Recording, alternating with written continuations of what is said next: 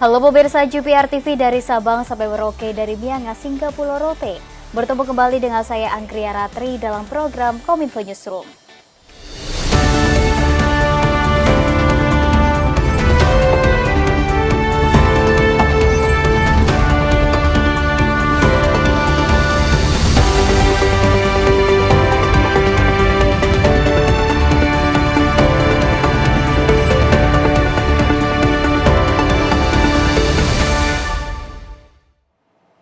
Kita ke informasi yang pertama pemirsa, Presiden Joko Widodo meluncurkan layanan terpadu GovTech Indonesia di Istana Negara Jakarta.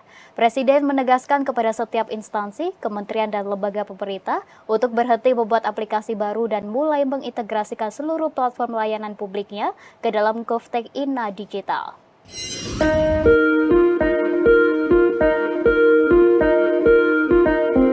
Presiden Joko Widodo meluncurkan layanan terpadu GovTech Indonesia di Istana Negara Jakarta Senin 27 Mei 2024. Layanan terpadu ini merupakan langkah awal pemerintah dalam mengintegrasikan dan mengoperabilitaskan sistem aplikasi dan platform seluruh layanan publik kementerian lembaga hingga provinsi dan kabupaten kota di Indonesia. Dalam sambutannya, Presiden menekankan kehadiran birokrasi di Indonesia seharusnya melayani dan bukan mempersulit dan memperlambat proses pelayanan publik. Presiden menyinggung saat ini ada 27.000 aplikasi atau platform di kementerian lembaga serta pemerintah daerah yang semuanya bekerja sendiri-sendiri.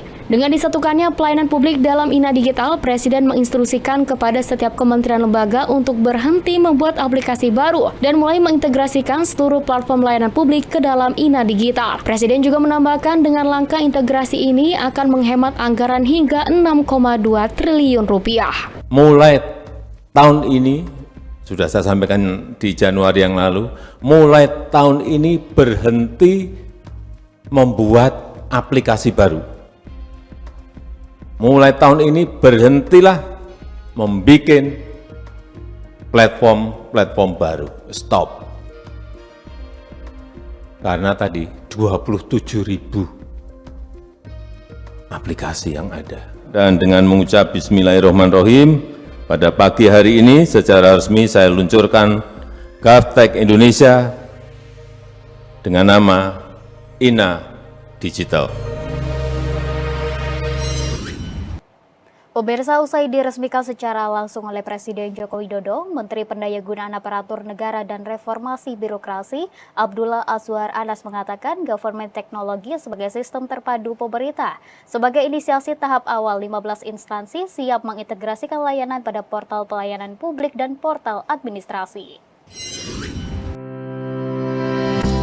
Menteri Pendayagunaan Aparatur Negara dan Reformasi Birokrasi Abdullah Azwar Anas menekankan government teknologi bukan merupakan aplikasi, tetapi keterpaduan layanan dari masing-masing kementerian lembaga. Dalam laporannya pada acara Sistem Pemerintahan Berbasis Elektronik Summit 2024 dan peluncuran GovTech Indonesia, Menpan RB mengatakan implementasi government teknologi dalam jangka pendek akan fokus pada 9 layanan prioritas terpadu yang akan diintegrasikan.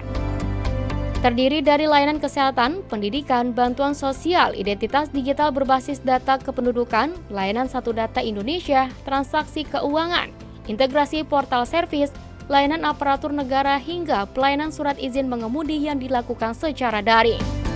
Sebagai inisiasi tahap awal, 15 instansi siap mengintegrasikan layanan pada portal pelayanan publik dan portal administrasi. Satu portal terpadu ini berbasis pada kebutuhan masyarakat, bukan berdasarkan sekat birokrasi per instansi. Layanan ditampilkan langsung tentang cara bagaimana mendapatkan dukungan pencarian pekerjaan, informasi layanan jika sakit, mengganti alamat, cara mendapatkan bantuan sosial, dan lain-lain.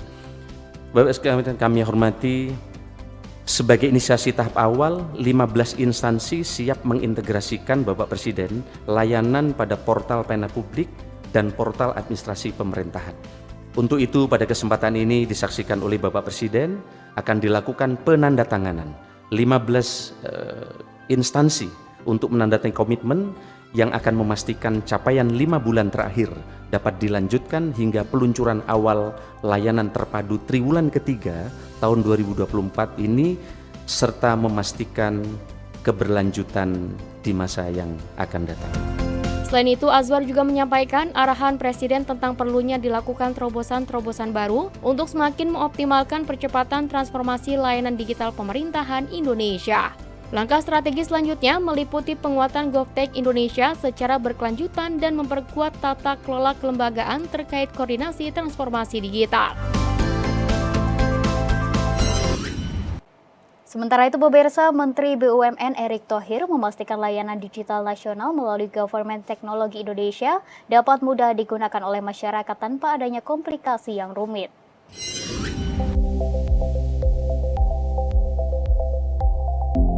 Menteri BUMN Erick Thohir memastikan layanan digital nasional melalui Government Teknologi Indonesia dapat dengan mudah digunakan oleh masyarakat tanpa adanya komplikasi yang rumit. Erick menjelaskan melalui penugasan pemerintah, BUMN Peruri menjadi penyelenggara sistem pemerintahan berbasis elektronik atau GovTech Indonesia yang merujuk pada Peraturan Presiden Nomor 82 Tahun 2023 tentang percepatan transformasi digital dan keterpaduan layanan digital nasional.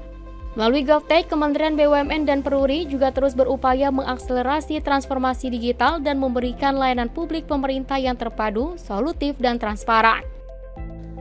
Ini tentu GovTech, Bapak, kita coba memastikan, mengedepankan bahwa friendly user, jadi user friendly yang memudahkan untuk masyarakat bisa melakukan daripada sistem GovTech ini tanpa komplikasi yang rumit.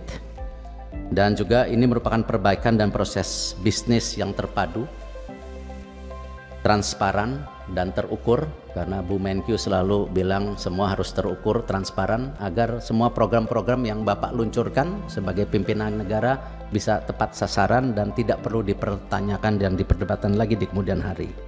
Selain itu, GovTech Indonesia juga tidak hanya mengintegrasi infrastruktur layanan berbasis kementerian melalui aplikasi, tetapi juga memiliki pusat data dan government cloud.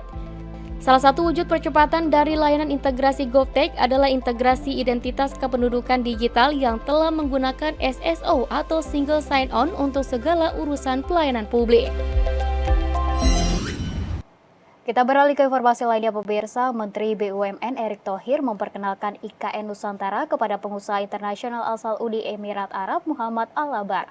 Erick menyebutkan dengan kehadiran para pengusaha internasional di IKN ini menjadi awal penjajakan untuk menarik minat investor luar negeri berinvestasi di IKN.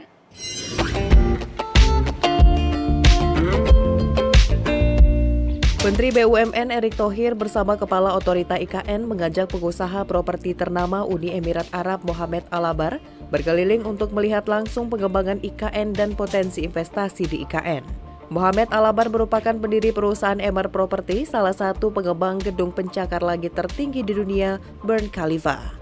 Erick Thohir menyebut kehadiran para pengusaha internasional di IKN menjadi sinyal baik penjajakan dan minat investor luar negeri membangun IKN. Langkah ini sejalan dengan arahan Presiden Joko Widodo yang meminta pembangunan IKN terus didorong dengan menggait investor dari berbagai negara. Oleh Bapak Presiden, percepatan pembangunan IKN itu kan harus terus didorong, ya di mana memang ya membawa investor dari berbagai negara itu dipentingkan, ya, dan ini IKN menjadi hal yang sangat penting, apalagi Presiden sudah memutuskan akan pindah ke sini, jadi percepatan harus dilakukan. Tetapi kalau kita lihat memang kan bagaimana pertumbuhan ekonomi di Indonesia menjadi sangat penting. Kemarin Elon Musk datang ke sini, ya, terus banyak juga figur-figur internasional datang ke sini. Hingga Mei 2024, investasi di IKN didominasi oleh investor dalam negeri dan sebanyak 21 perusahaan swasta sudah mulai membangun proyeknya di IKN Nusantara dan memperlihatkan prospek yang baik seperti restoran, hotel, pusat perbelanjaan, dan rumah sakit. Pemirsa, kami akan segera kembali dengan informasi lainnya. Tetaplah di Kominfo Newsroom.